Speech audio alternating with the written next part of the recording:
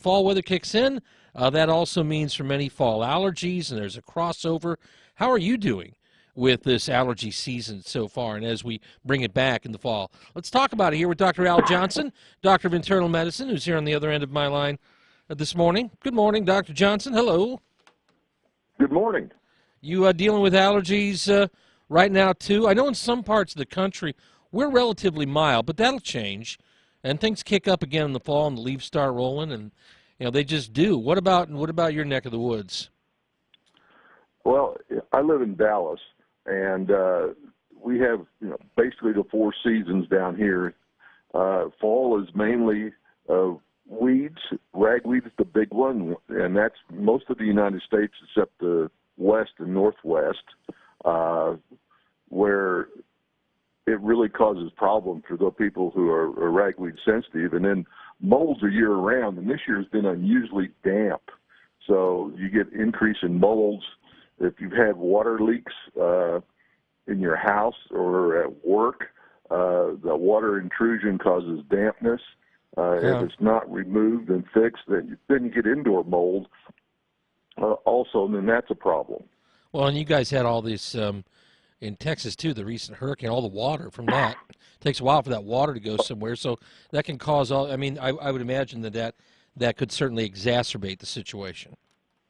Oh, exactly. And if down in Houston, they're having to gut the whole houses, let them air out, really dry out well before you build back anything.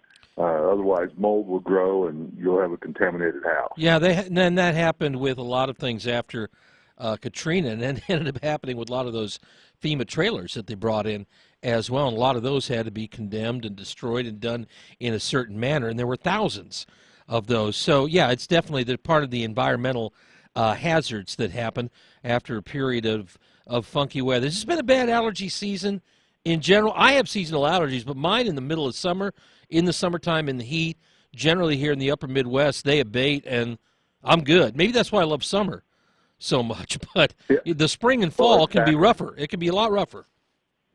Well, the spring are trees and grasses, and then summer it calms down, and if it's hot and dry, then the molds calm down too, and then the fall you get the weeds and the molds back again, and then in the south we get mountain cedar, and so you get what they call cedar fever, and people get sick with it, nose and throat irritation. They even can run a fever, just as they call hay fever, which is ragweed sensitivity up in the Midwest. Yeah, and I know there are certain places where it just really rolls. Mountains, so mountain cedar, right? Right, and that's from the cedar trees, and people who sounds like a brand of a brand of spring water that I would buy at the store and probably pay too much for. Mountain Cedar Spring, the finest. Oh, okay, but it's something you got to watch out for, then, right? Yes. So it's one of the things that we deal with here in Texas. All right. So luckily, one of the things though that everybody can try, I know it works for me. I mean, there's great. And 20 years ago it wasn't this way, but there's some great products out there now that don't leave you feeling drugged out or whacked out, that really do the job both short-term and long-term on knocking some of this stuff down. Yeah, exactly. There's some of the non-drowsy antihistamines. Yeah. The problem is if you have head symptoms where you really feel congested, your brain just not working right, the reason they don't make you drowsy is because they don't cross the blood-brain barrier as much as, say, the old Benadryl standby. So sometimes people are having trouble with fuzzy heads and that. I'll have them take Benadryl at night and then the non-drowsy in the morning and kind of mix it up so they can function better during the day, but yet they get that head allergy symptoms calm down with it. Well, and I remember when I was in high school and getting bad hay fever and seasonal allergies began there, like they do for a lot of people. They don't always hit when you're a kid, but as you start to mature, they kind of kick in along with, well, everything else that kind of kicks in. And I remember the stuff back then would just make me want, literally, I'd be going to class and say, I feel like I got to go to sleep right now. And that's just not, it wasn't tolerable. So it's either you put up with the horrible allergy situation or you put up with falling asleep. in class or maybe behind the wheel, which would be even worse. But we don't have to have quite the same stark contrast and choice now, do we? Exactly. And so those non-drowsy ones really help. The one thing that helps correct the allergy is allergy shots, allergy immunotherapy. Sure. So if you're having persistent problems, I really suggest you go see the allergist or one of the doctors that does skin testing for allergies. Get on allergy shots, which helps build up your tolerance. Well, and I've done that, and for any listeners right now who say, well, I don't want to do that because it's invasive, or, shots, or the pinprick test, it's going to hurt. It doesn't hurt. It takes a little while, but it doesn't hurt.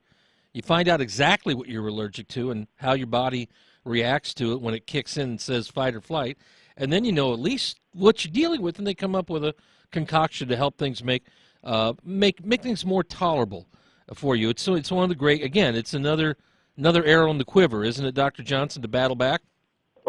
Oh, exactly. And now some of them have sublingual drops that they use. It's called SLIT, S-L-I-T. And instead of getting shots, you use the drops under your tongue, and it works also. Yeah, it's a fascinating area when you're in allergy medicine and for allergists now, because it seems like, I don't know, maybe it's just me, it seems like we're allergic to more things now in 2017 than we were, whether it's in our environment, whether it's food. It just seems like allergies kick up, and maybe even quicker for kids. That's just anecdotal. I can't prove it, but it just seems that way to me. Maybe I've read too many stories. But Dr. Al Johnson is our guest. Go ahead.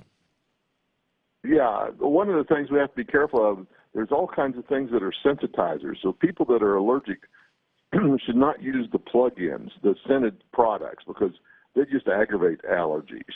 So that would be a word of caution to people. Yep, smart there, too. Dr. Johnson, always appreciate you coming on very much. Oh, you're welcome. Have a great day. Yep. And control the allergies. Yeah, absolutely. We'll try. Right now, it is worse in other parts of the country than it is here, but we're just beginning the fall allergy season in Michigan, and I promise you, we can hold our own with other states when it comes to things that cause allergic reaction. Try to abate it as best you can. We're going through it together. I always do, too. This is the Morning Wake Up, 1320 WILS.